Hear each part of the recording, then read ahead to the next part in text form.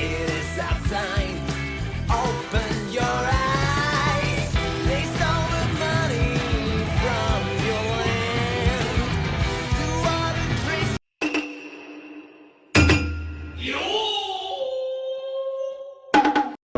Budi dan pacarnya Siti tinggal di Vancouver, Kanada sebagai pelukis. Siti suka membuat lukisan asli dari karyanya sendiri. Berbeda dengan Budi yang suka meniru lukisan pelukis terkenal. Dia sangat bertalenta dalam pekerjaannya dan bisa mereplikasi lukisan asli dengan sangat detail. Namun karyanya tidak bisa diterima oleh para pembeli dan penyelenggara galeri karena mereka tidak bisa menerima lukisan replika. Sorenya Budi kembali ke rumah dan tidak sengaja mendengar omongan manajer Siti yang mengatakan bahwa Siti harus berpisah dengan Budi kalau dia ingin sukses. Namun Siti mengatakan pada manajernya untuk pergi darinya karena dia akan selalu menjadi partner bagi Budi. Setelah perjuangan sulit, akhirnya Budi dan Siti mendapat kesempatan di event galeri. Lukisan mereka dipajang agar para tamu bisa melihatnya. Banyak dari mereka yang menyukai karya Siti, tetapi banyak juga dari mereka yang mengkritisi karya dari Budi. Namun seorang tamu bernama Bambang mengatakan bahwa lukisan Siti ini palsu. Dengan marah, Siti pun melempar minuman ke mukanya dan mengusirnya. Namun Budi mengikuti Bambang untuk meminta maaf. Tetapi dia mengetahui bahwa ini adalah rencana Bambang. Itu dia lakukan agar mereka bisa bertemu secara pribadi. Bambang mengakui kehebatan Budi dalam seni lukis replikasi dan kedetailannya. Lalu mereka pergi ke bar dan mengobrol sambil minum Abidin. Bambang bercerita bahwa dia juga menyukai lukisan replika yang sangat detail. Dan dia menawarkan pekerjaan kepada Budi, yang mana pekerjaan itu bisa merubah hidupnya 180 derajat. Setelah pertemuan itu, Budi kembali ke galeri seni dan membakar lukisan yang tadi dihina oleh Bambang. Yakin dengan keputusannya, Budi menemui Bambang keesokan harinya dan setuju untuk bekerja dengannya. Ketika ditanya lukisan apa yang ingin dia replikasi, Bambang menunjukkan uang $100. Ternyata dia berencana untuk membuat banyak uang dolar palsu yang tidak bisa dikenali palsuannya. Mereka tidak bisa mencetak uang begitu saja. Karena itulah dia menginginkan Budi berada dalam timnya. Awalnya Budi menolak untuk melakukan sesuatu yang ilegal, tapi setelah menyadari dia bisa berenang di kolam uang, akhirnya dia mengambil tawaran itu. Lalu dia kembali ke rumah. Dia juga melihat Siti telah pergi dari rumah mereka. Siti meninggalkan Budi karena aksinya membakar lukisan Siti, karena Siti telah menghabiskan banyak uang untuk membuatnya. Akhirnya Budi pergi bersama Bambang dan timnya memakai jet pribadi untuk menuju Thailand. Di sini Budi masih berencana kembali ke Kanada untuk menjemput Siti, tapi setelah menghasilkan banyak uang tentunya. Timnya sendiri terdiri dari spesialis percetakan Samsul, ahli teori warna, dan 2 orang yang bertanggung jawab atas keamanan dan penjualan.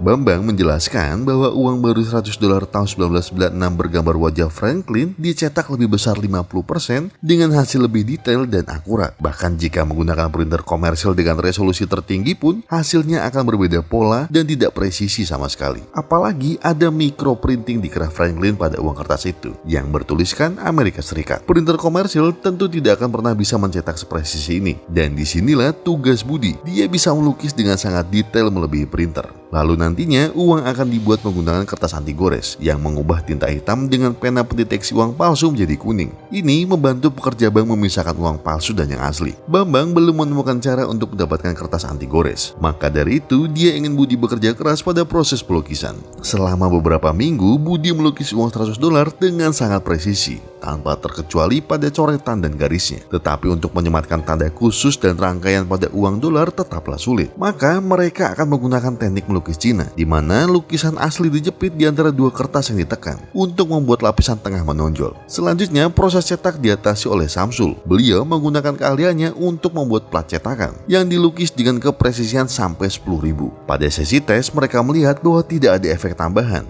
yang berarti mereka berhasil. Setelah itu Bambang menemukan cara untuk memperoleh kertas anti gores, yang mana itu adalah bahan baku utama untuk produksi mereka. Mereka pergi menuju Eropa Timur untuk ke perusahaan manufaktur buku telepon. Ternyata mereka menggunakan kertas anti gores yang lebarnya 3 kali lipat dari uang kertas $100, dan itu untuk membuat buku telepon. Lebarnya sempurna untuk proses penumpukan, sehingga mereka membeli dalam jumlah besar, dan mereka juga menyamar sebagai perusahaan buku komik dari Cina. Setelah mengimpor kertas ke tempat persembunyian mereka, tidak butuh waktu lama bagi mereka untuk membuat uang palsu yang terlihat identik dengan uang kertas asli. Mereka menjualnya melalui toko barang antik ke pedagang grosir dan sangat berhati-hati dengan orang yang berbisnis dengan mereka. Setelah 6 bulan bekerja dengan Bambang, Budi kembali ke Vancouver untuk mengembalikan kunci bagi Siti. Dia menolak untuk bertemu dengan Budi dan memutuskan untuk meninggalkan kunci di mejanya. Bambang mengira Budi pengecut karena mudah menyerah, dan hal itu menyebabkan pertengkaran di antara mereka. Untuk membuktikan keberanian, Kepagiannya, Bambang mengeluarkan pistol dan pergi ke mobil polisi di luar untuk melakukan perampokan. Budi segera membantunya, tetapi dia tidak bisa menembak siapapun karena takut. Pada akhir perampokan, semua polisi mati dan Budi pun terkejut. Budi akhirnya tahu bosnya bukanlah orang yang waras. Apalagi dia hanya ikut untuk melukis, bukan untuk membunuh orang. Kemudian kita diperkenalkan dengan ahli uang palsu dari kepolisian yang bernama Udin. Dia dipanggil ke Hong Kong dari Citayam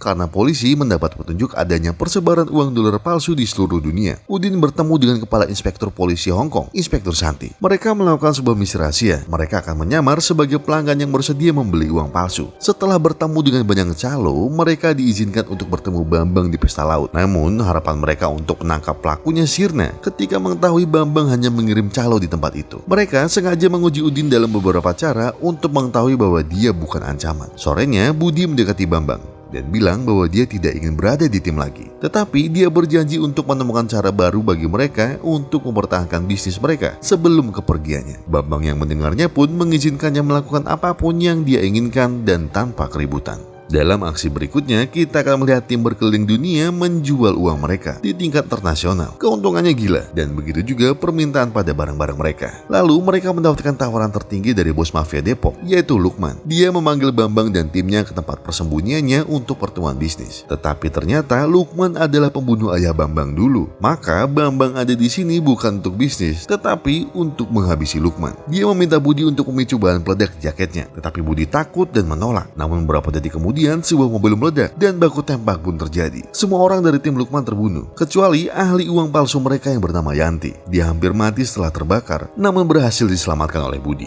Setelah tim pergi, dia diurus dan diundang ke tim karena keahliannya. Budi merawatnya dan keduanya menjadi sahabat. Sementara Bambang memberinya ID palsu dengan nama Siti, mantan pacar Budi. Tim istirahat 1 tahun dari bisnis setelah insiden itu. Selama itu juga, Budi dan Bambang kembali ke Vancouver untuk bertemu dengan Siti yang asli dengan niatan menjemputnya. Tetapi Siti telah menjadi seniman terkenal yang telah menjual ratusan lukisan. Namun keadaan menjadi semakin galau ketika mereka mengetahui Siti bertunangan dengan manajernya yang dulu. Bambang ingin Budi untuk memperjuangkan cintanya, tetapi Budi terlihat sudah menyerah. Selanjutnya mereka berada di yacht. Mereka sedang dalam perjalanan ke pertemuan bisnis dengan Udin, polisi yang menyamar. Bambang mencoba melakukan penelitian sendiri tentang pelanggannya dan dia mencari tahu tentang identitas aslinya Udin. Bambang juga menemukan polisi akan segera menemukan mereka karena ahli percetakan mereka Samsul melanggar aturan. Dia membeli jam tangan dengan uang palsu. Karena dari awal mereka sudah berjanji dan sepakat, akhirnya keluarganya Samsul harus dibunuh karena kesalahannya. Samsul sempat memohon untuk kehidupan keluarganya, tetapi Bambang dengan dingin menembaknya sampai mati. Budi mencoba untuk membalas, tetapi malah tersungkur. Setelah itu, tim bertemu Udin yang tidak menyadari bahwa mereka sudah tahu identitas aslinya. Begitu mereka berada di ruangan tertutup, Bambang meminta Budi untuk membunuh Udin, tetapi dia menolak. Pada akhirnya dia harus menyelesaikan pekerjaannya sendiri. Itu untuk mengatasi rasa takut Budi untuk membunuh. Bambang telah menculik Siti dan tunangannya. Dia menyerahkan pistol kepada Budi dan memintanya untuk membunuh mereka karena akan lebih mudah baginya untuk membunuh orang yang dia benci. Namun Budi menolak lagi. Dalam keadaan marah, Bambang membunuh tunangan Siti dengan tangannya sendiri. Sementara Budi menyelamatkan Siti. Yanti mengetahui bahwa Budi akan dibunuh setelah ini. Dia pun mengingat bahwa Budi telah menyelamatkan hidupnya. Setelah itu dia menyerang anggota tim lainnya. Akhirnya dalam baku tembak berikutnya semua anggota mati dan Budi akhirnya membunuh Bambang.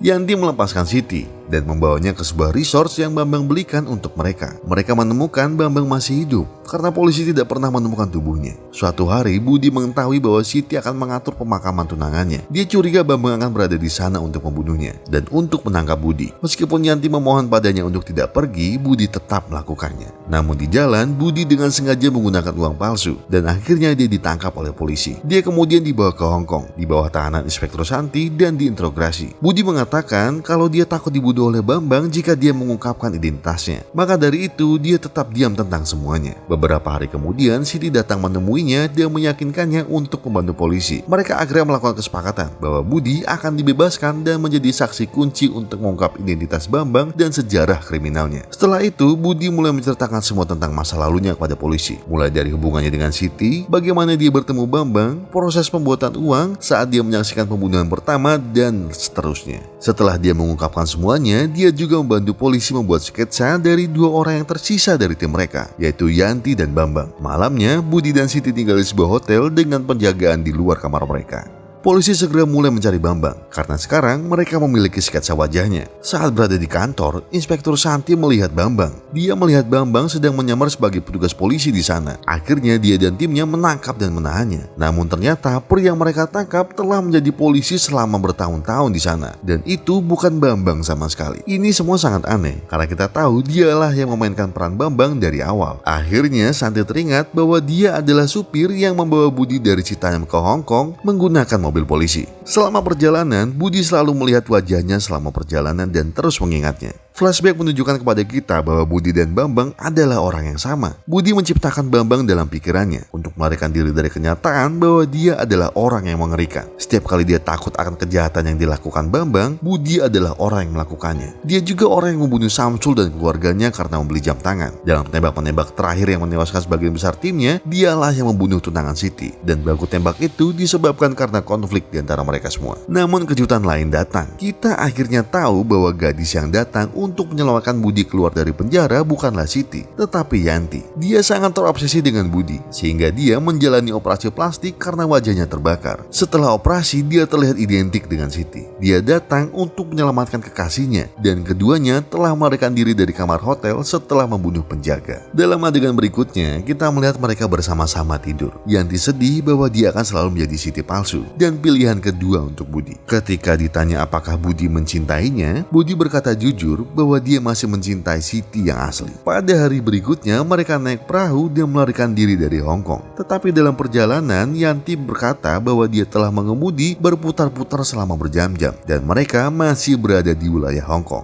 Yanti ingin membunuh Budi dan dirinya sendiri dan mengakhiri kehidupan kesengsaraan ini. Mereka berdua juga dalam pengejaran polisi yang sebentar lagi datang. Tetapi sebelum mereka tertangkap, kapal meledak dan membunuh mereka berdua. Di adegan terakhir, Inspektur Santi pergi ke Siti yang asli untuk memberitahu bahwa Budi pembunuh tunangannya telah meninggal. Namun saat melihat gambar Budi, dia hanya mengenalinya sebagai tetangganya. Dan ternyata Budi bahkan berfantasi tentang seluruh hubungannya dengan Siti. Dan aslinya mereka tidak pernah bersama sama sekali.